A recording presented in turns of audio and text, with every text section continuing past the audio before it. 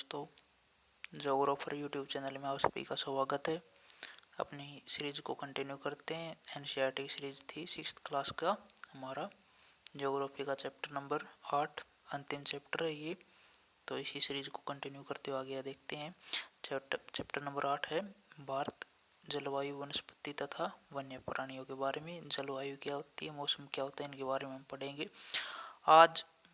यानी आप मौसम के बारे में प्रतिदिन समाचार पत्रों में पढ़ते हैं तथा टेलीविज़न पर देखते हैं कि तथा दूसरों इस क्या बता रहा है कि हम दिन पर दिन क्या देखते हैं टेलीविज़न में या चाहे वो अखबारों में देखते होंगे कि मौसम के बारे में अपडेट आती रहती हैं, तो उनके बारे में बताया गया है। तो दूसरों को इसका संबंध बातें करते हुए सुनते भी हैं। आज जानते हैं कि मौसम वायुमंडल में दिन प्रतिदिन होने वाले परिवर्तन, यानी मौसम के बारे में क्या बताया रहा है कि वायुमंडल में दिन प्रतिदिन हमारे जो पृथ्वी के चारों ओर गैसों का जो आवरण है उसमें होने वाली हलचलों के कारण जो दिन प्रतिदिन हमारे आसपास के वातावरण में जो परिवर्तन होते हैं उन्हें क्या कहते हैं, मौसम कहते हैं। इसमें तापमान, वर्षा, सूर्य की विकिरण इत्यादि शामिल होते हैं।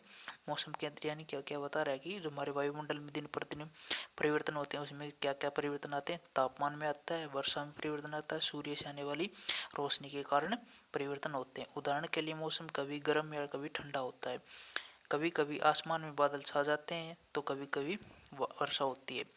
आपने ध्यान दिया होगा कि जब बहुत दिनों तक मौसम गर्म रहता है तब आपको ऊनी वस्त्र की आवश्यकता नहीं पड़ती। यानी क्या बता रहे हैं कि जब लंबे समय तक सूर्य की किरणें एक जैसा मौसम बना रहता है तो क्या होता है कि हम ऊनी कपड़े पहनने छोड़ देते हैं।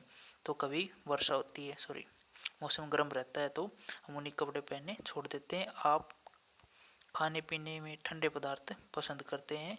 इसके विपरीत ऐसा भी दिन होता है जब आप ऊनी वस्त्रों के बिना ठंड लगती है, ठंडी और तेज़ हवाएं चलती हैं। इन दिनों में आप गर्म चीज़ें खाना पसंद करते हैं। क्या होता है, इसी कहने का मतलब क्या है कि सर्दियों के मौसम में क्या होता है कि हमें गर्म चीज़ें खाने की इच्छा होती है और गर्मियों में क्या होती है, हम ठंडी चीज़ें खाते हैं। सामान्यतः भारत में प्रमुख मौसम होते हैं दिसंबर से फरवरी तक का मौसम क्या होता है, ठंडा मौसम, यानी इसे सर्दी कहते हैं। दिसंबर से फरवरी तक का मौसम क्या कहलाएगा, सर्दी है। मार्च से मई तक का मौसम होता है वो गर्मी कहलाता है। जून से सितंबर तक का दक्षिण पश्चिम मानसून का मौसम क्या होता है, वर्षा, यानी जो हमारी वर्षा होती है वो सबसे ज़्यादा कैसे जून में से लेके सितंबर महीने तक होती है। और अक्टूबर से लेकर नवंबर तक का मौसम क्या होता है, वर्षा का लौटने का समय होता है, इसे शरद कहते हैं। शीत ऋतु, ठंडे मौसम में सूर्य की सीधे किरणें नहीं पड़ती जिसके परिणाम स्वरूप उत्तर भारत का तापमान कम हो जाता है। क्या बताया जा रहा है कि शीत ऋतु में क्या होता है, हमारी पृथ्वी सूर्य से क्या होती है, थोड़ी झुकी होने के कारण क्या होता है, कई कर्क रेखा पर सूर्य किरणें सीधे नहीं गिरती, जिसके परिणाम स्वरूप क्या होता है कि भारत के उत्तरी भागों में सामान्यतः सर्दी देखने को मिलती है जो दिसंबर से लेकर फरवरी तक चलती है। ग्रीष्म ऋतु के बारे में बात करें तो ग्रीष्म के मौसम में सूर्य की किरणें अधिकतर सीधी पड़ती हैं, यानी देखें तो लगभग कर्क रेखा पर 23.5 डिग्री पर ग्रीष्म ऋतु में क्या होता है कि सूर्य किरणें लगभग सीधी गिरते हैं, जिसके कारण इस क्षेत्रों का तापमान ज़्यादा हो जाता है, जिसके कारण यहाँ पे गर्मी होती है। तापमान बहुत अधिक हो जाता है, दिन के समय गर्म और शुष्क पवनें बहती हैं, इसे लू कहते हैं। यानी मई के महीने में क्या होता है कि जब वो गर्म हवाएं चलती हैं तो उसे क्या कहा जाता है, हमारे सामान्य स्थानीय क्षेत्रों में क्या बोलते हैं, उसे लू के नाम से जानते हैं। दक्षिण पश्चिम मानसून, यह वर्षा का मौसम, ये मानसून के आने तथा आगे बढ़ने का समय होता है। यानी क्या बताया जा रहा है कि दक्षिण पश्चिम मानसून के बारे में बता रहे हैं कि ये क्या है, जून से लेके सितंबर तक महीने का टाइम होता है, उसे क्या कहते हैं, दक्षिण पश्चिम मानसून कहते हैं। इस समय पवनें बंगाल की खाड़ी, यानी बंगाल की खाड़ी तथा अरब सागर से स्थल की ओर हवाएं बहती होती। क्या बताया जा रहा है कि जून से लेकर सितंबर तक क्या होता है कि जो समुद्र से क्या होती है, समुद्र से हवाएं उठती हैं और वो स्थल की ओर बहना शुरू कर देती हैं।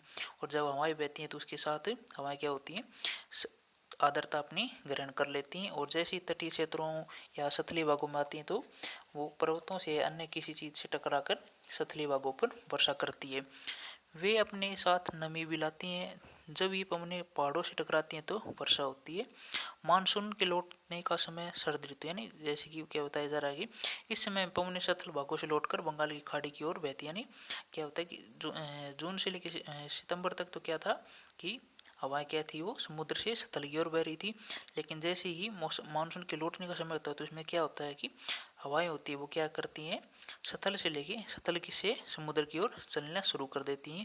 इसे हम क्या कहते हैं, लौटता हुआ मानसून के नाम से भी हम जानते हैं। भारत के दक्षिण भागों में विशेषकर तमिलनाडु तट, आंध्र प्रदेश में इस मौसम में वर्षा होती है। यानी जब बारिश लौटती है सतल से समुद्र की ओर चलती है तो क्या होता है कि तमिलनाडु तट और आंध्र प्रदेश के तटों पर कभी बहुत सी बार क्या होती है, वर्षा होती है।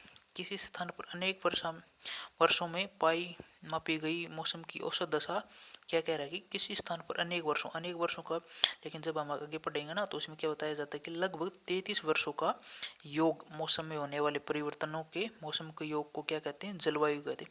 मौसम तो क्या होता है कि 1 या 2 या 3 दिन ज़्यादा से ज़्यादा 1 हफ्ते से ऊपर जो वायुमंडल में होने वाले परिवर्तनों के योग को क्या कहते हैं, मौसम कहते हैं। जबकि 33 वर्षों के मौसम में होने वाले परिवर्तनों के योग को जलवायु कहते हैं, यानी क्लाइमेट कहते हैं।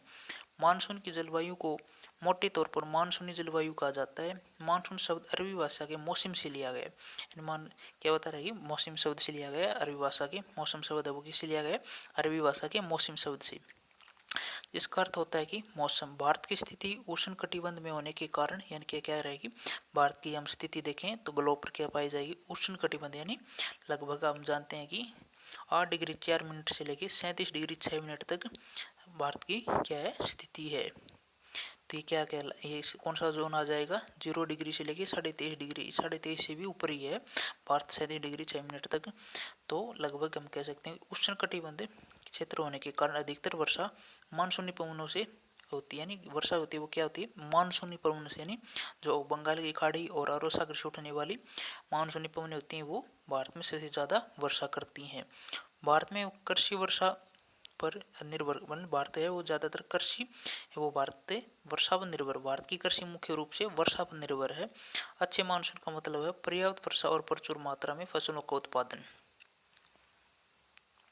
किसी भी स्थान की जलवायु, उसकी स्थिति, यानी कि कोई भी स्थान हो उसकी क्या है, स्थिति काफ़ी महत्वपूर्ण होती है। कि यदि कौन देखना पड़ता है कि कौन से गोलार्ध में है, कितनी ऊंचाई पे है, समुद्र से उसकी कितनी दूरी है, ऊंचावत निर्भर करती है। यानी क्या बताया जा रहा है कि जलवायु का सबसे महत्वपूर्ण फैक्टर क्या करता है, उस स्थान का उसकी स्थिति करती है, ऊंचाई करती है, समुद्र से दूरी करती है। इसलिए हम भारत के जलवायु में क्षेत्रीय भिन्नताओं पे अनुभव होता है। राजस्थान के मरुस्थल में स्थित जैसलमेर और बीकानेर में बहुत गर्म, जबकि जम्मू और कश्मीर के द्रास और कारगिल में बर्फीले ठंडे पड़ते हैं। यानी हम देख सकते हैं कि ये क्षेत्र क्या है कि जम्मू कश्मीर जैसा क्षेत्र है वो क्या है, समुद्र तल से क्या है, ज़्यादा ऊंचाई पे है। जबकि हम देखते हैं ये राजस्थान का जो जैसलमेर बीकानेर स्थान है क्या है, समुद्र तल से ऊंचाई पे भी कम है, साथ के साथ ही क्या है, शुष्क क्षेत्र, यहाँ पे वर्षा कम होने के कारण इन क्षेत्र क्या है, मरुस्थलीय है। तो जलवायु को एक फैक्टर काम नहीं करता, स्थिति काफ़ी फैक्टर हैं, जैसे स्थिति हो गई, समुद्र से ऊंचाई होगी, दूरी हो गई, और भी बहुत से फैक्टर हैं जो जलवायु को प्रभावित करते हैं। जबकि तटीय क्षेत्र में जैसे मुंबई, कोलकाता की जलवायु मध्यम है, वे न ही अधिक गर्म है न ही अधिक ठंडे। यानी हम देख सकते हैं कि समुद्र से दूरी, तो जैसे हमारे आंध्र प्रदेश का तट ये बता रहे हैं, कोलकाता का तट क्या है, समुद्र से बहुत कम दूरी पे है, तो इन पे क्या होता है, समकारी प्रभाव पड़ता है जलवायु का, जिसके कारण न तो ज़्यादा ठंडे होते हैं न ही ज़्यादा गर्म होते हैं। समुद्र तट पर होने के कारण ये स्थान बहुत अधिक आर्द्र होते हैं।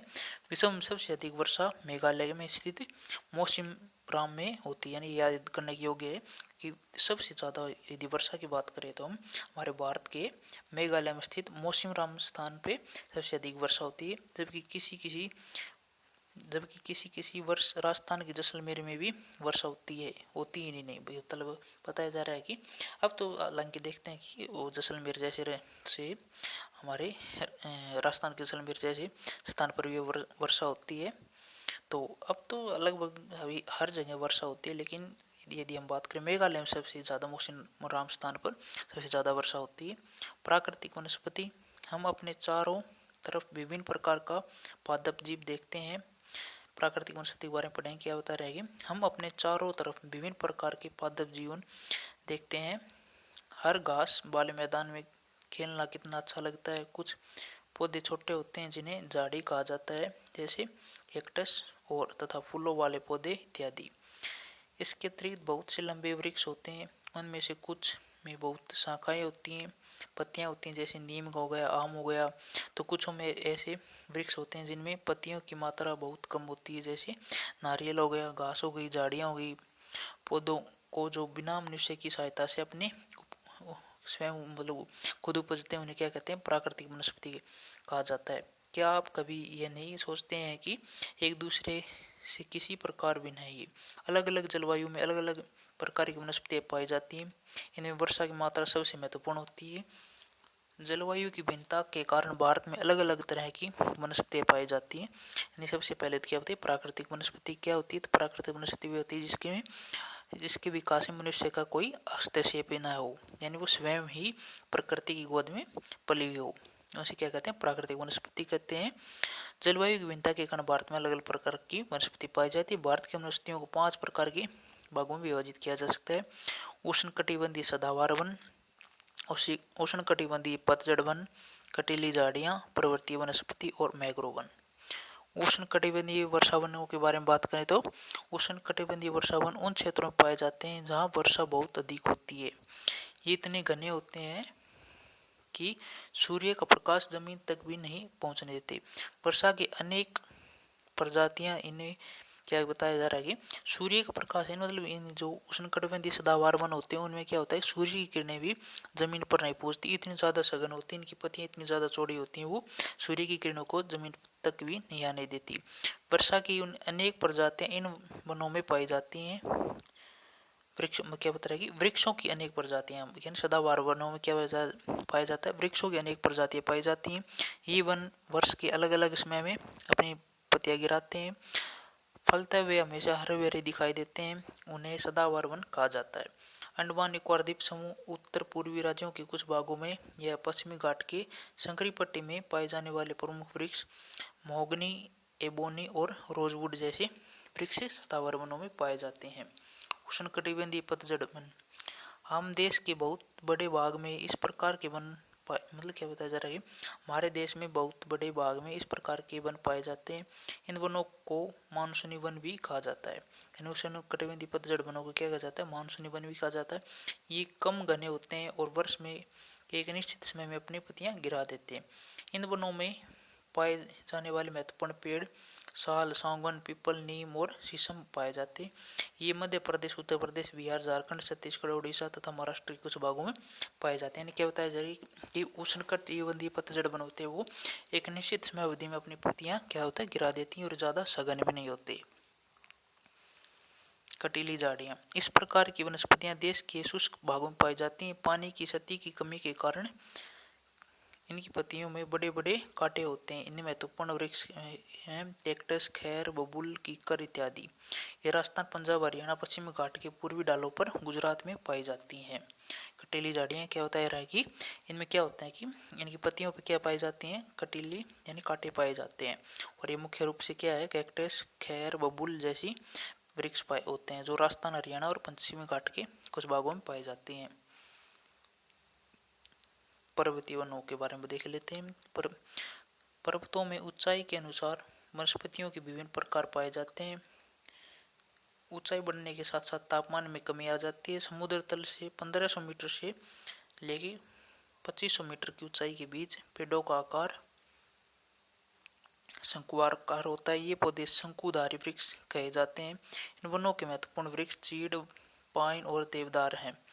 मैंग्रोव वनों के बारे में देखें तो ये वन खारे पानी में भी रह सकते हैं।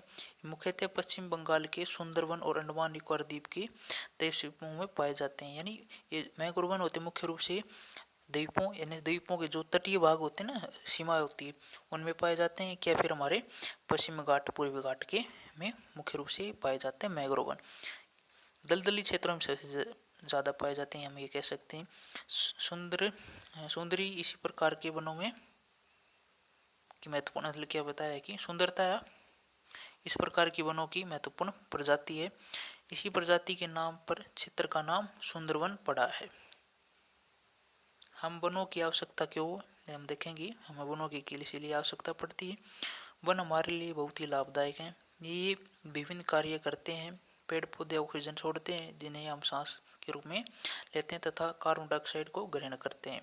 पेड़ पौधों की जड़ें मिट्टी को बांध कर रखती हैं, इस प्रकार की मिट्टी को अपरदन को रोकती हैं। यानी सबसे पहले क्या होता है, हमारे ऑक्सीजन के लिए आवश्यक है। दूसरा क्या है, कार्बन डाइऑक्साइड को स्वयं लेते हैं। तीसरा क्या बताया है कि ये क्या होता है, मिट्टी जो हमारी जड़ें होती है पेड़ पौधों की, वो क्या होती है, मिट्टी को जकड़े रखती है। इस प्रकार की मिट्टी के अपरदन को, जिससे क्या होता है, मिट्टी का अपरदन रुक जाता है।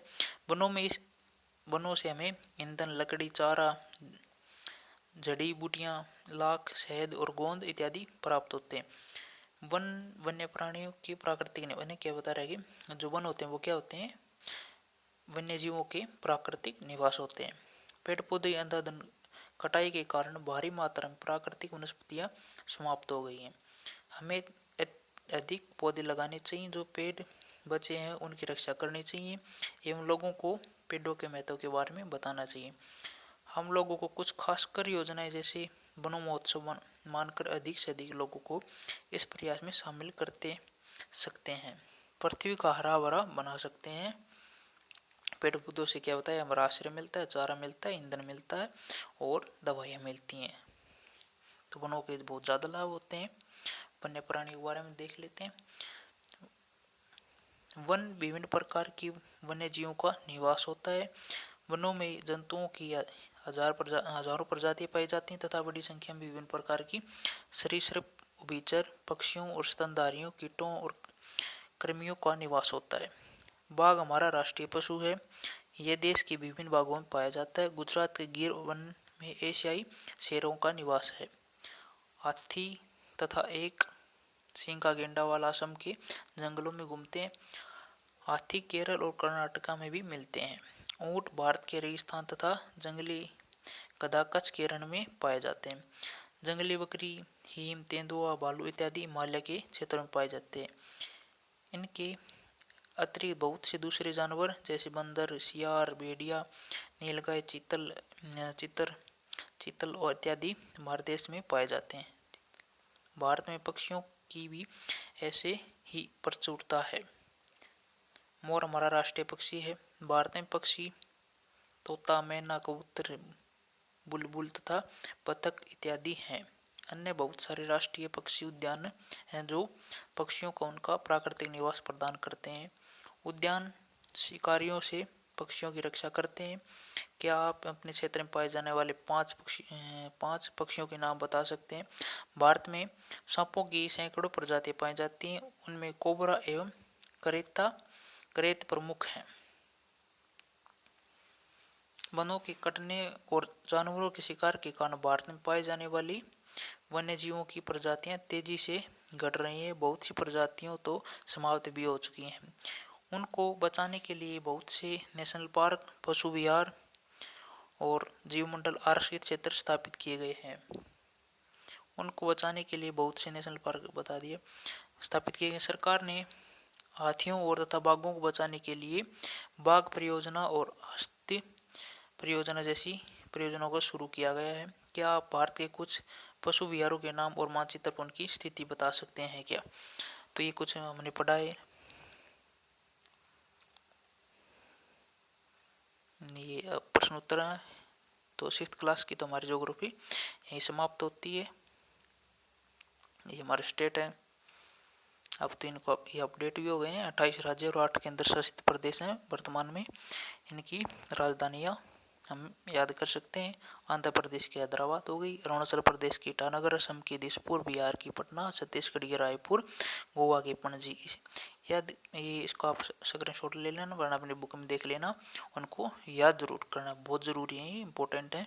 और जो फिलहाल अपडेट है उनको भी अपडेट वाली को देख लेना है। तो हमारे यहीं पे 6th क्लास की ज्योग्राफी कंप्लीट होती है। यदि आप कमेंट करेंगे तो बताएंगे कि इनके प्रश्न उत्तरों के उत्तर भी लिखने हैं तो वो भी नोट्स बना के डाल देंगे, वरना उसका वीडियो बना के हम देख लेंगे। तो हमारा सीरीज़ 6th क्लास की तैयारी होती है और 7th क्लास की ज्योग्राफी को हम बहुत जल्दी शुरू करेंगे। तो यहीं पे अपने वीडियो को समाप्त करते हैं।